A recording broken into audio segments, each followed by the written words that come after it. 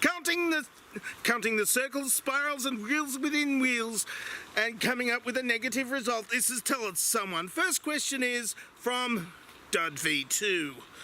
After watching Samsung Smart TV debacle 2 episodes ago, last episode for me writing this, for him writing this, not for me telling this, because this is two episodes in the future from that one, I have up on watching Tell It Someone on smart TVs. As such, I can return to asking StudyLink questions. This year, my second year of study, StudyLink has decided to make the first year of study free for everyone. But my first year of study was last year, and thus I did not receive a free year. Why did StudyLink wait for the first year to finish to make this change? Well, apparently StudyLink hates you and wants to make your life as difficult as possible, in order to prepare you for a frustrating career in whatever you are studying in. Either that or they don't care and just want to make it free for the people who come after you as an example of stuff. To set an example for people who come after you to not follow in your footsteps in paying for the first year. Next question is from Joe Freddy. Have you been able to decode the message from the frogs yet? Yes, I have. They want the companionship of other frogs. This is apparently this place is a prime frog rutting ground, and there's a lot of frog humping going on. But since it's not penetrative, I could show it on camera, but they tend to not do that in public, so I can't. So, well, they do it in public, but not while I'm watching, because I was watching and they're not. Maybe it's the wrong kind of time of year. Maybe it's the atmosphere is not right or something. I don't know, and I really don't care, because frogs getting it on is not what gets my gears riding, if you know what I mean. Next question is from the Emperor of Fabulists.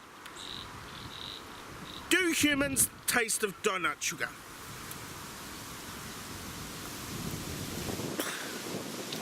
No. Mustaches taste like donut sugar. Humans taste like despair. Next question is from Will McAlpine. If 7, 8, 9, does that make 9 a cannibal? Well, 7. No, 7. Does that make 7 a cannibal? No. 7 are currently broadcasting right-wing propaganda about Africans for some reason. But that's only the 7 network in Australia. Other 7s across the world do other things, like broadcasting, I don't know, reruns of Scrubs or something, which 7 in Australia are also broadcast. But Channel 7 these days is broadcasting right-wing propaganda. Basically, they're trying to become the Australian equivalent of Sinclair. So I wouldn't watch 7, I'd watch this. No, I wouldn't. I'd probably watch something good on YouTube. That guy who does the science stuff, or that history guy, or that woman who does stuff on dead people, about dead people. That's good. I like her. Next question is from David Pope. Were you there, man? Yeah, I was there. I'm there now. So it was, were you there, man? And will you be there again, man? And yes, on both counts. But I'm going over here now because the lighting is better, basically. Because I got lights, see? I broke the fourth wall, except the light came off the tripod. There we go. It's back now. Next question is from Charlene Swallows. Is chess interracial porn? P-A-W-N in another delicious pun. Okay, well, with the pawns, look, it's all very complicated. The queen can jump anybody, but if the king gets jumped, that's the end of the game. So don't jump the king unless you really want to end the game by winning. And then what happens? You've got to force the king into a position where he's going to get jumped, but you don't actually jump him. It's like, okay, checkmate, and you don't actually get to jump the king. You just get to pin the king into a position where he gets jumped but doesn't actually get jumped. And then you've got the knights, who jump a little crooked if you ask me, and you've got the pawns, who become knights or queens or bishops or rooks, and you've got the bishops, who just they go diagonally.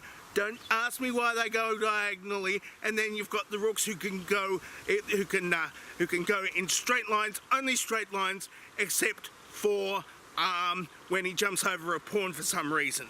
Yes, you can do that. It's called castling, and you can only do that if there's no pawns in the way and neither of them have moved before. And there's also the queen, who can go anywhere except for how the knights move, because the knights move crooked and the queen does not do crooked, if you know what I mean. That sounds like an end of Tell It Someone question, and it probably is, except there's one question to go, except I put the graphics over that one because I don't know, I think it was just a longer question answer, because the last question is, how much disease would a woodchuck doctor, if a woodchuck doctor would cure disease? And that's just another woodchuck question. I don't know how many miles a man must walk down before you call him a man, but if I answered that question, it would just keep on going with more woodchuck questions and more how many roads was Wham walked down, and other rhetorical questions, and I'm not going to do it. And I've spent more time answering that question than some of the other questions in this question asking segment. So that must be it for Tell Someone for this week. If you would like to ask me a question, then ask me a question in the appropriate place for answering questions, or you could answer this dovetail question. Yes, that's a question for you to answer, because I give, I take, I give, I take, I give, I take, and just like the rules of chess, basically. Yeah. Oh, also the pawns can become. Yeah, I said that. I said all the rules of chess, basically, trying to put some innuendos in. I don't know whether it worked or not. Yeah, I've done everything I've set out to do in this video. The dovetail question has been up for quite some time. I think I better just say I'm dangerously talented and I don't have a cool sign off, and then wait a few seconds. Because YouTube had been cutting the ends off a little bit, just a few seconds. I don't want that to happen. I don't think this bit will get in.